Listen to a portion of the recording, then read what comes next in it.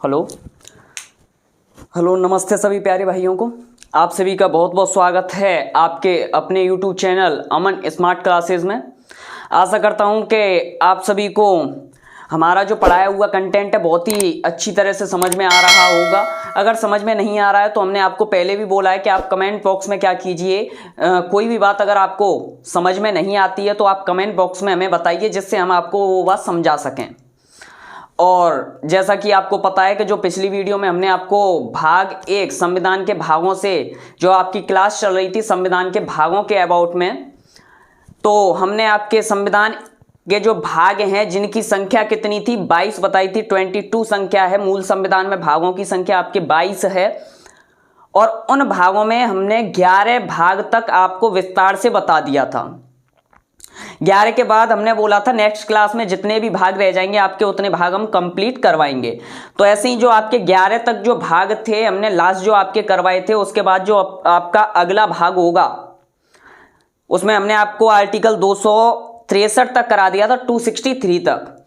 उसके आगे 11 के बाद आपका 12वां भाग है, भाग 12। 11 तक तो क्लियर हो गए। अब उसके आगे का जो भाग है वो हम आपके सामने अभी दिखाने वाले हैं। तो यहां पर ये आपका भाग 12 सामने लिखा हुआ है। तो भाग 12 में क्या आएगा आपका वित्त, संपत्ति, संविदाएं और वाद। वित्त क्या होता है, संपत्ति, संविदाएं ये सब और वाद, इनसे संबंधित मामले किसमें आते हैं आपके भाग 12 में इनका वर्णन किया गया है। अगर पूछा जाए कितने आर्टिकल से लेके कितने आर्टिकल तक है, तो ये आपके आर्टिकल 264 से लेके आपके 300 का आर्टिकल 264 से लेकर 300 का तक इनका वर्णन किया गया है। वित्त मतलब फाइनेंस, संपत्ति जो होती है आपकी एक तरह से प्रॉपर्टी, संविदाएं कॉन्ट्रैक्ट्स, और बाद जो होते हैं इन्हें हम सूट्स बोलते हैं इन्हें। तो वित्त के जो भाग हैं अगर अध्याय की बात करें आपके भाग 12 में, ये आपके जो भाग 12 आपके सामने लिखा हुआ वित्त हुआ, संपत्ति, संविदाएं और वाद, इसके 4 अध्याय आते हैं। 4 पार्ट में हम इनको पढ़ते हैं। सबसे पहले आएगा आपका वित्त, जिसका वर्णन आर्टिकल 264 से लेकर 291 तक है। ये अध्याय 1 है आपका, अध्याय 1।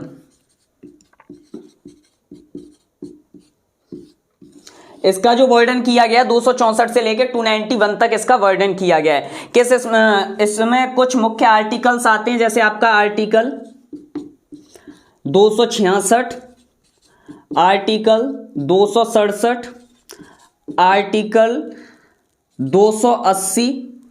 इसमें क्या आएगा आपका भारत की संचित निधि, भारत की संचित निधि का वर्णन आर्टिकल 266 में। 267 में आएगी आपकी भारत की आकस्मिक निधि, आकस्मिक निधि आपके आर्टिकल 267 में। और आर्टिकल 280 में आता है आपका वित्त आयोग। यहां से आपको डायरेक्ट क्वेश्चन पूछ लिए जाते हैं, वित्त आयोग का वर्णन किस अनुच्छेद में किया गया है, तो आर्टिकल 280 में। आपकी संचित निधि का वर्णन किस आर्टिकल में है, आर्टिकल 266 में। आकस्मिक निधि का वर्णन किस अनुच्छेद में किया गया है, तो वो आपका आर्टिकल 267 में इसका वर्णन किया गया। तो वित्त के अंदर ये कुछ मुख्य आर्टिकल्स हैं। इसके आगे हम देखेंगे जब आपको भाग 12 पढ़ाएंगे, ठीक है। तो ये अध्याय 1 हुआ आपका वित्त वाला। इसके बाद है दूसरा अध्याय होता है इसमें उधार लेना, मतलब भारतीय सरकार किस प्रकार से उधार लेती है। जब कोई भी पैसे या फिर धन की जरूरत पड़ती है तो उधार लेने के जो आपके तरीके होंगे वो क्या होंगे, किस प्रकार से उधारी ली जाएगी। तो इसका जो वर्णन किया गया है आर्टिकल 292 से आर्टिकल 293 तक। आर्टिकल 292 से लेके आर्टिकल 293। आर्टिकल 292 में बोला गया है कि भारत संघ के द्वारा उधार ली गई धनराशि,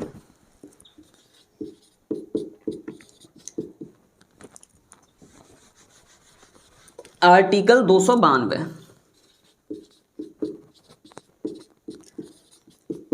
भारत सरकार द्वारा उधार ली गई धनराशि। आर्टिकल 292 क्या क्या प्रोसेस होंगे उसका वर्णन इसमें किया गया है। आर्टिकल 293 बोलता है राज्य सरकार के द्वारा उधार ली गई धनराशि। क्या क्या नियम होंगे उसमें?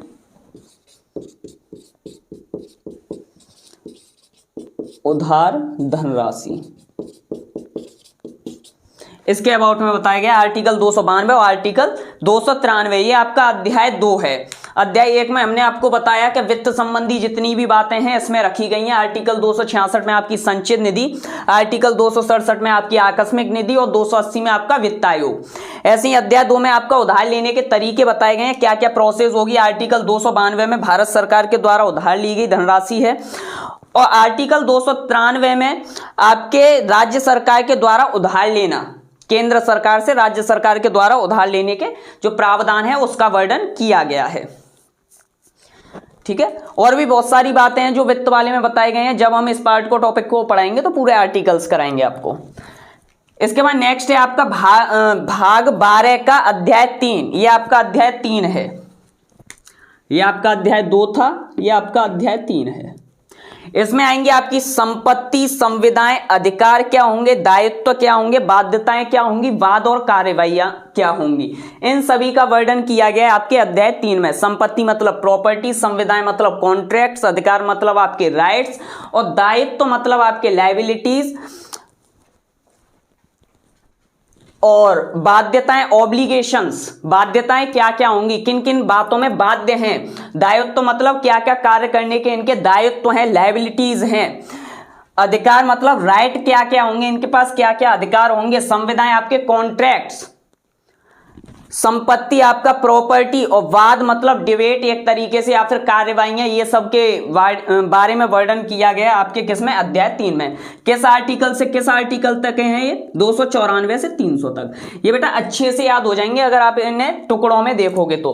वैसे अगर डायरेक्टली देखें तो 264 से लेकर 300 का तक आपका ये भाग 12 आता है।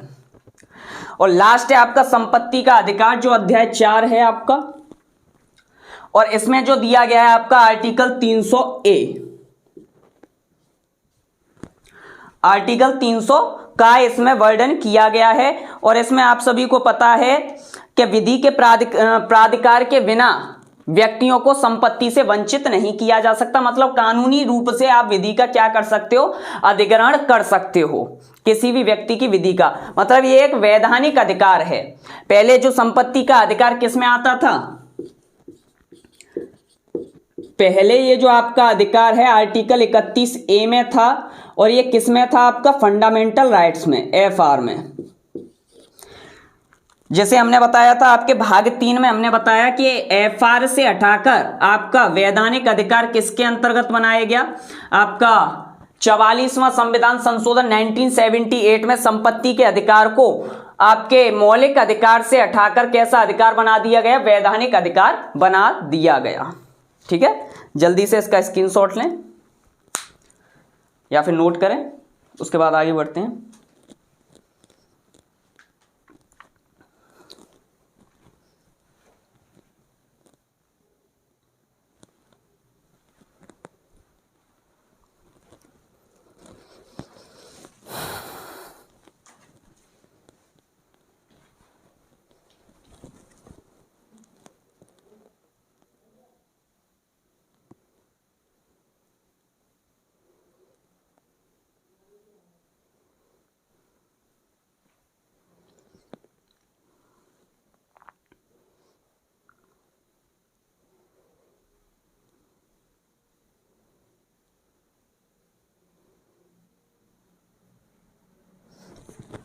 चलो, इसके बाद है आपका भाग 13। भाग 12 आपके समझ में आया, वित्त, उधार लेना, संपत्ति और संपत्ति का अधिकार। ये 4 टॉपिक आते हैं किसमें, आपके भाग 12 में। चलो, इसके बाद है आपका नेक्स्ट भाग 13।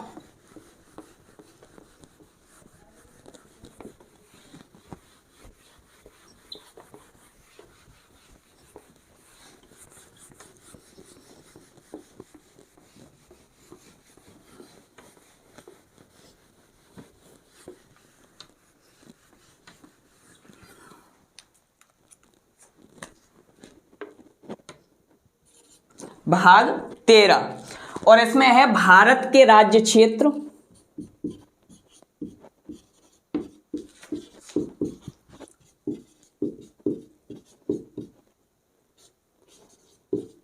के भीतर व्यापार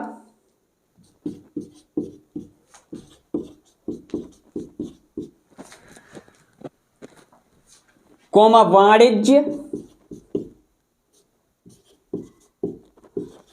और समागम।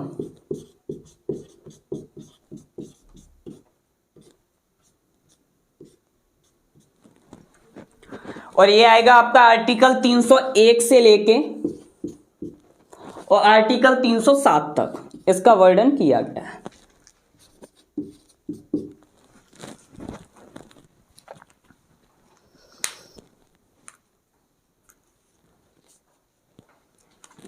ठीक है।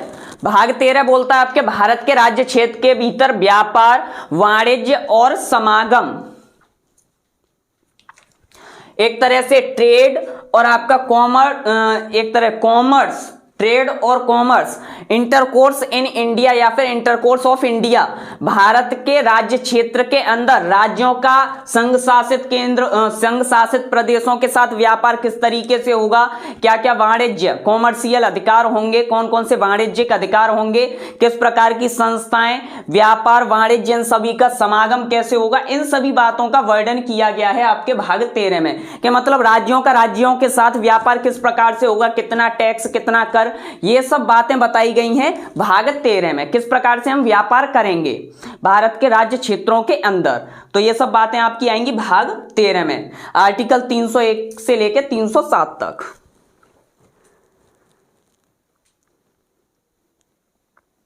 ठीक है। किन्हीं बातों पर एकाधिकार भी होता है, तो उन एकाधिकार की बात, जो कानून होंगे, विधि जो होंगी, वो भाग 13 में वर्णित की जाएंगी। ऐसा मान के चलो किसी भी राज्य के लिए किसी वस्तु को निर्माण करने या व्यापार करने का एकाधिकार दिया गया, तो वो उसी राज्य से संबंध रखती है। जैसे आप बोलते हो ना, असम को एक खास प्रकार की जो कपास होती है उससे संबंधित, उसे पैदावार करने में और व्यापार करने में एकाधिकार प्राप्त है। ठीक है। नेक्स्ट है आपका भाग 14। इसको बस याद कर लेना, ये इतना इंपॉर्टेंट नहीं है आपका। भाग 14, भाग 14 में आती हैं आपके संघ और राज्य या राज्यों के अधीन सेवाएं।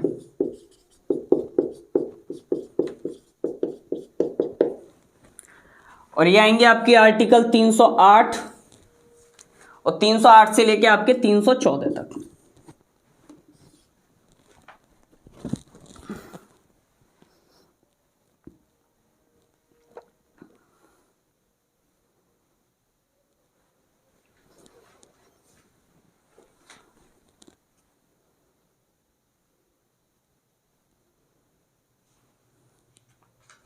जल्दी से इसे नोट करना, फिर आगे बढ़ते हैं।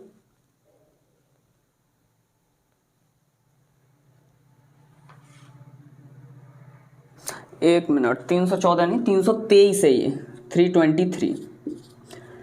308 से लेकर 323 तक इसका वर्णन किया गया है। इसके भी 2 अध्याय होते हैं अगर लिखना है तो।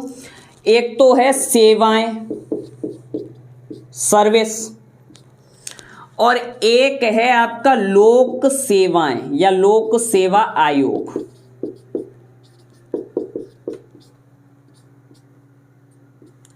लोक सेवा आयोग, यह आपका अध्याय 1 है कि कौन कौन सी लोक सेवाएं, कौन कौन से पद होंगे, कौन कौन सी सेवाएं होंगी, इन सभी का वर्णन तो आपके अध्याय 1 में किया गया है। और यह है आपका 308 से लेके 314 तक। लोक सेवा आयोग यह आता है आपका 315 से लेके 323 तक। आर्टिकल 315 में आपके लोक सेवा आयोग के अबाउट में बताया गया, अनुच्छेद 315 में। ठीक है ना, जल्दी से नोट करना, फिर आगे बढ़ते हैं।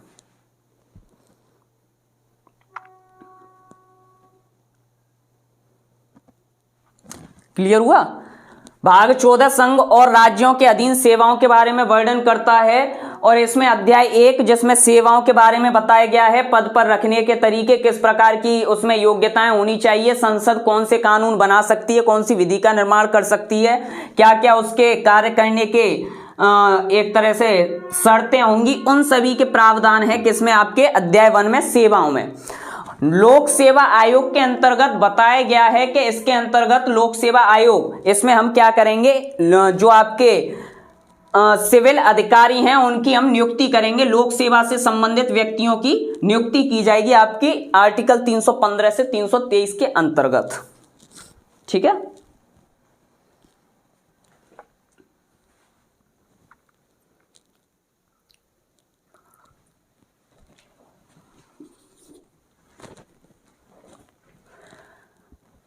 भाग 14 भी क्लियर हुआ।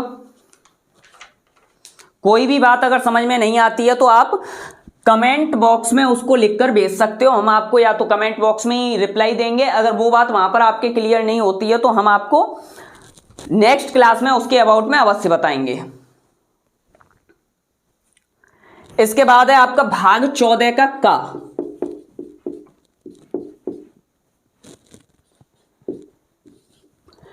और इसमें है आपकी एक तरह से अधिकरण,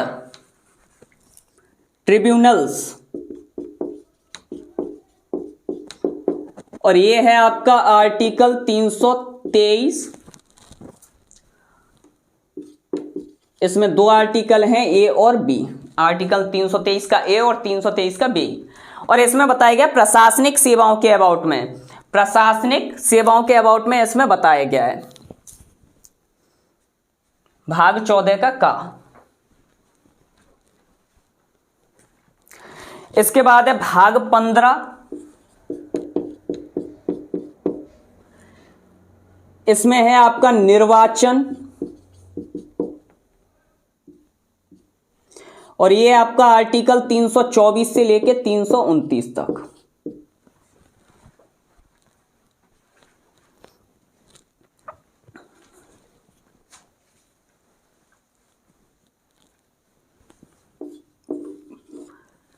निर्वाचन मतलब इलेक्शंस कैसे होंगे, किसके द्वारा करवाए जाएंगे, कौन से आयोग की स्थापना की जाएगी, किस प्रकार से कौन कौन सी कंडीशंस होंगी, कहां पर आचार संहिता लगेगी, पूरे प्रावधान आपके निर्वाचन में इन आर्टिकल्स में 24 से लेके 329 तक इनका वर्णन किया गया है। परिसीमन क्या होगा, ये सब बातें बताई गई हैं किसमें, आपके आर्टिकल आपके भाग 15 में। इसके बाद है भाग 16 और भाग 16 में बताया गया कुछ वर्गों के लिए विशेष उपबंध।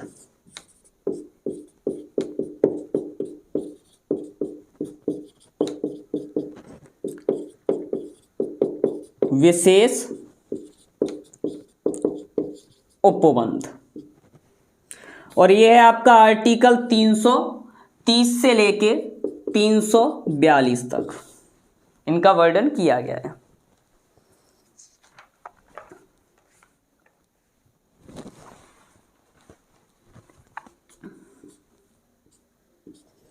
आर्टिकल 330 से लेके 342 तक जल्दी से स्क्रीनशॉट लेना, फिर आगे बढ़ते हैं।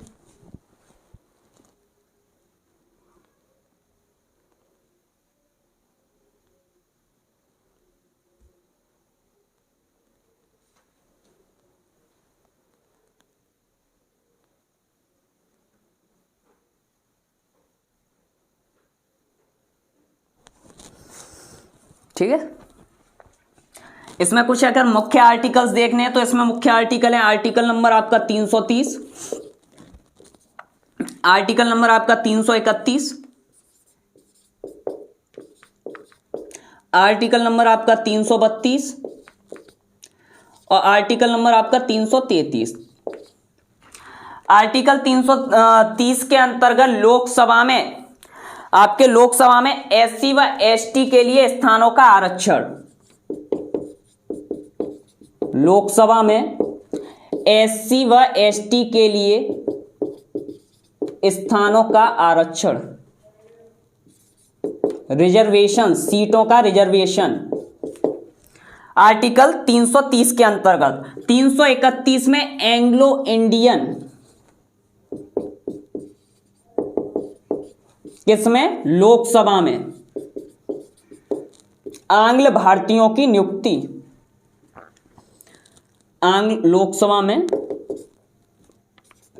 मनोनीत, मतलब नॉमिनेट, नामांकित, एंग्लो इंडियन लोकसभा में मनोनीत। आर्टिकल 331 कौन करता है? राष्ट्रपति करता है। आर्टिकल 332 में आपका विधानसभा या विधानमंडल में एससी व एसटी के स्थानों का आरक्षण।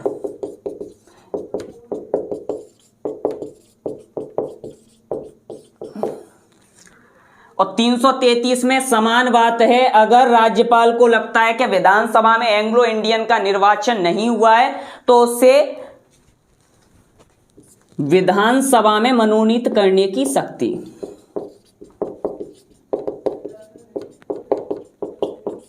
ये समान बातें हैं, ठीक है। भाग 16 में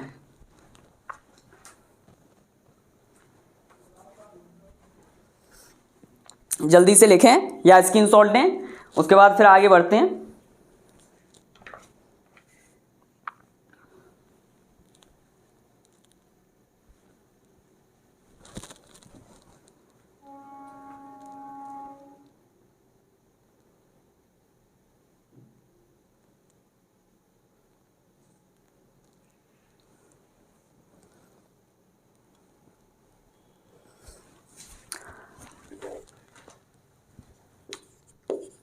आर्टिकल 338 बोलेगा आपका अनुसूचित जाति आयोग का गठन, राष्ट्रीय अनुसूचित जाति आयोग का गठन। ये किसी दिन आर्टिकल्स कराएंगे, उसमें भी बताएंगे। राष्ट्रीय अनुसूचित जाति का गठन, ये इसमें कुछ मुख्य आर्टिकल्स हैं जो आपको याद रखने हैं। आर्टिकल 338 का ए बोलता है जनजाति आयोग का गठन, राष्ट्रीय, बहुत ज्यादा इंपोर्टेंट है और ये बार बार पूछे जाते हैं। राष्ट्रीय जनजाति आयोग का गठन।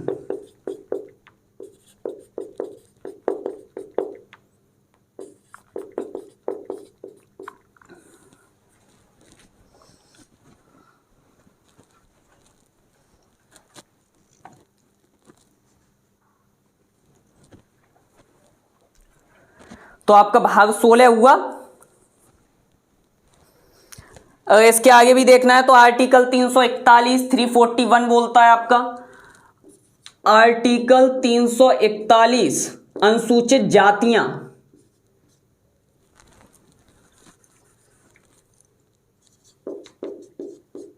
अनुसूचित जातियां। और आर्टिकल 342 बोलता है अनुसूचित जनजातियां।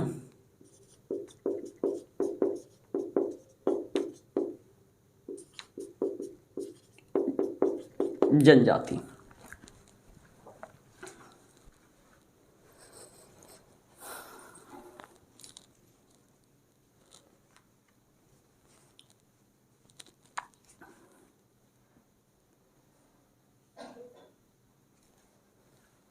चलो जल्दी से स्क्रीनशॉट लीजिए या फिर नोट करो जल्दी से, फिर आगे बढ़ते हैं।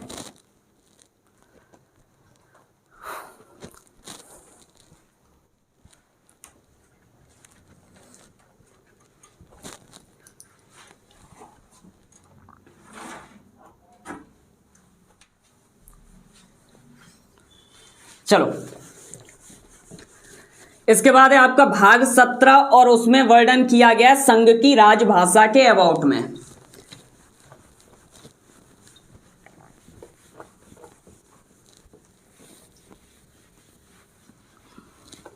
भाग 17 16 तक तो आपका क्लियर हुआ। कुछ आर्टिकल जो उसमें विशेष थे वो भी बता दिए कौन कौन से आर्टिकल हैं। इससे आपकी एक तरह से दृष्टि बन जाएगी कि जिससे पता चल जाएगा कि हमें पढ़ना क्या क्या क्या क्या इसमें मुख्य बातें जो हमें पढ़नी है। इसके आगे और कुछ नहीं पढ़ना है आपको।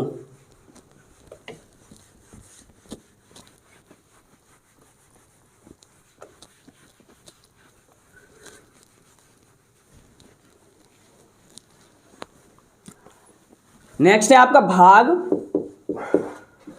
17 और इसमें वर्णन किया गया संघ की राजभाषा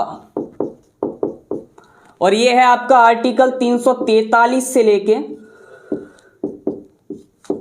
351 तक,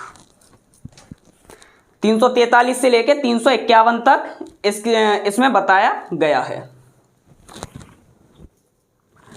इसमें भी बात करें तो इसमें 4 आपके चैप्टर्स बनते हैं, 4 आपके अध्याय बनेंगे। जैसे आपके संघ की राजभाषा के अबाउट में संसद के द्वारा कौन कौन सी समितियां गठित की जाएंगी या फिर संघ की भाषा के बारे में वर्णन किस प्रकार से किया जाएगा।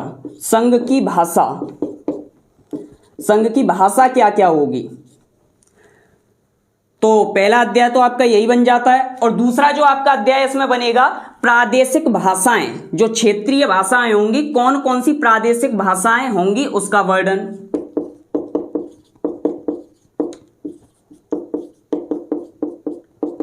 इसके अलावा जो आपका अध्याय 3 बनता है, इसमें वर्णन किया गया है सुप्रीम कोर्ट, हाई कोर्ट, इनमें कौन कौन सी भाषाओं में कार्य किए जाएंगे उनका वर्णन किया गया है आपके इसमें जो अध्याय 3 है इसके अंतर्गत। उच्चतम न्यायालय व उच्च न्यायालय की भाषाएं। अगर इसकी बात करें तो ये आर्टिकल आपका 340 से 343 से लेकर और 344 तक इसका वर्णन किया गया। 343 से लेकर 344 तक आपकी संघ की भाषा, कौन सी आपकी केंद्र की भाषाएं होंगी, संसद में किस किस भाषा में आपका कार्य होगा, कौन सी समितियों का गठन किया जाएगा, आपके संघ की भाषा के अकॉर्डिंग इसमें बताया गया है। मुख्य रूप से आपका भाग 17 बोलता है राजभाषा के अबाउट में, राजभाषा के अबाउट में ये वर्णन करता है। प्रादेशिक भाषाएं इनका वर्णन किया गया 345 से लेके आपके 347 तक। उच्चतम न्यायालय की बात करें तो ये आपका 348 से लेके 348 में इसकी बात की गई है और 348 से लेके आपका 350 तक इनका वर्णन किया गया है।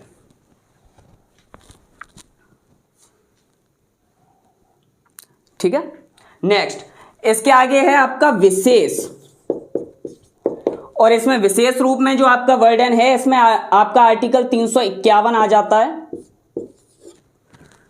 विशेष के रूप में आर्टिकल 351 इसके अंतर्गत वर्णन किया गया है। तो ये आपके 4 अध्याय बनते हैं, आपका अध्याय 1, अध्याय 2, अध्याय 3 और अध्याय 4, जिसमें से जो आपके मुख्य हैं, एक तो संघ की भाषा किसमें वर्णन किया गया आर्टिकल 343 से लेकर 44 तक, प्रादेशिक भाषाएं 345 से लेकर 347 तक, उच्चतम न्यायालय के अंतर्गत इनकी जो भाषाएं होंगी 348 से लेकर 350 या 349 तक इनका वर्णन किया गया है। लास्ट जो है आपका 351 या 350 और 51 दोनों भी आ जाते हैं कभी कभी,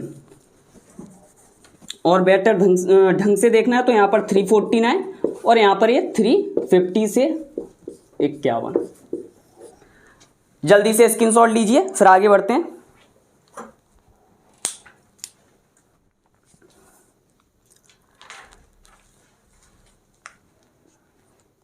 इसके बाद है आपका भाग 18, मोस्ट इंपोर्टेंट, हमेशा पूछा जाता है ये, और इसमें आता है आपका आपात उपबंध, इमरजेंसी। कोई भी युद्ध या फिर कोई भी समस्या आने के दौरान किस प्रकार से कौन सी व्यवस्थाएं होती हैं या फिर आपात इमरजेंसी कैसे लगाई जाएगी, कौन कौन सी शक्तियां होंगी राष्ट्रपति के हाथों में। तो ये आपके 352 से लेके 360 तक इसके अबाउट में बताया गया, आर्टिकल 352 से 360 आपात उपबंध।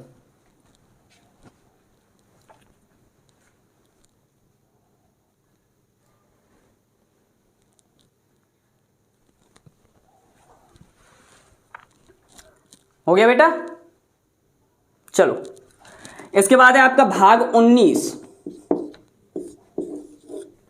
और भाग 19 कुछ नहीं है, ये मुख्य नहीं है आपके लिए, प्रकीर्ण है, इसमें कोई वर्णन नहीं है। एक तरह से राष्ट्रपति, राज्यपाल, इन सभी के कार्यों की विशेषताएं बताई गई हैं, क्या क्या कार्य होंगे उन सभी का वर्णन किया गया है। राष्ट्रपति, राज्यपाल के संरक्षण, इन सभी की बातें हैं इसके भाग 19 में। इतना इंपॉर्टेंट नहीं है, भाग 18 ज्यादा इंपॉर्टेंट है आपका, ये इतना इंपॉर्टेंट नहीं है, लेकिन ये आर्टिकल 361 से लेकर 367 तक इनका वर्णन किया गया है। भाग 19 361 से लेकर 367 तक, भाग 18 352 से 60 तक, और भाग 17 आपका 343 से 351 तक। ठीक है, चलो जल्दी से स्क्रीनशॉट लेना, फिर उसके बाद आगे बढ़ते हैं। इसके बाद है आपका भाग 20, ये मोस्ट इंपोर्टेंट है आपका भाग 20, और इसमें आपका संविधान संशोधन, संविधान में संशोधन।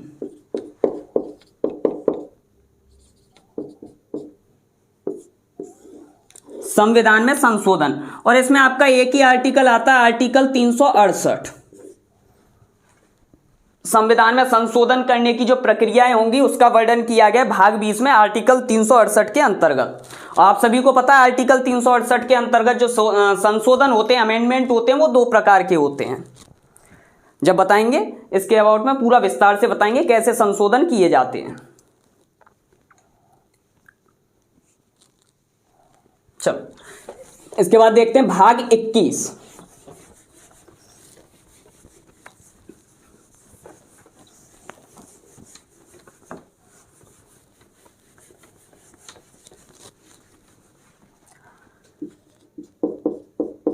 भाग 21, और भाग 21 में आएगा आपका अस्थायी एवं संक्रमणकालीन स्थितियां। अस्थायी संक्रमण कालीन और अन्य या फिर विशेष उपबंध। और ये आएगा आपका आर्टिकल 369 से लेके 392 तक, आर्टिकल 369 से लेके 392 तक। इसी के अंतर्गत राज्यों को विशेष राज्य का दर्जा वगैरह दिया जाता है। आपका आर्टिकल 370 जो जम्मू कश्मीर में लगा हुआ था, उन सभी का वर्णन किया गया।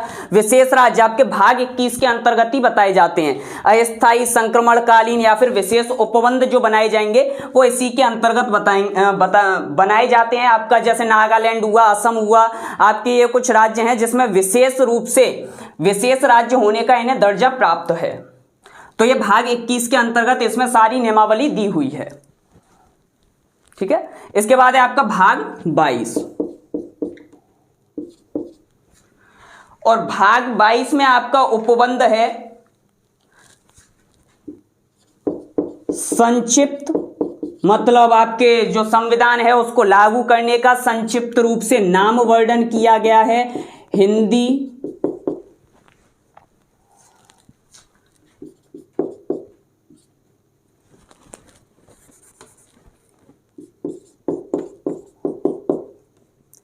हिंदी में प्राधिकृत पाठ,